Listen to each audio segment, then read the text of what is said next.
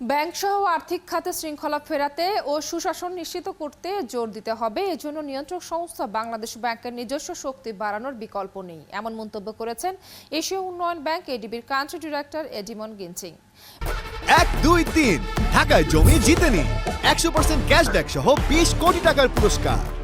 Metropolitan chamber of commerce MCCI আয়োজিত সভায় এসব কথা বলেন তিনি। এমসিসিআই সভাপতি কামরান টি রহমানের সভাপতিত্বে সভায় এডিমন গিনচিং বলেন, অর্থনৈতিক পরিস্থিতি স্থিতিশীল রাখতে ব্যাংক সহ আর্থিক খাত, এনবিআর, পুঁজিবাজার ও বিনিয়োগ বোর্ডে সুশাসন বাড়াতে হবে। স্ব নিয়ন্ত্রক সংস্থাগুলোর নিজস্ব পরিবেশ ভালো রাখা জরুরি মনে করেন এডিবির কান্ট্রি ডিরেক্টর। তিনি বলেন, সুরক্ষাপ্রাপ্ত দেশীয় শিল্পের শক্তির বিবেচনায় বাংলাদেশে জিডিপির প্রবৃদ্ধি 7% হওয়ার বিষয়টিও বিবেচনা করতে হবে।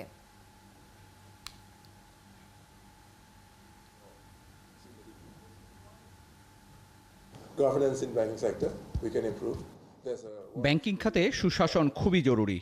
ব্যাংক হলো অর্থনীতির প্রাণকেন্দ্রে অবস্থান করে, আর সেই ব্যাংকিং খাতকে রেগুলেট করার জন্য বাংলাদেশ ব্যাংকেরও সেই শক্তিমত্তা বাড়াতে হবে।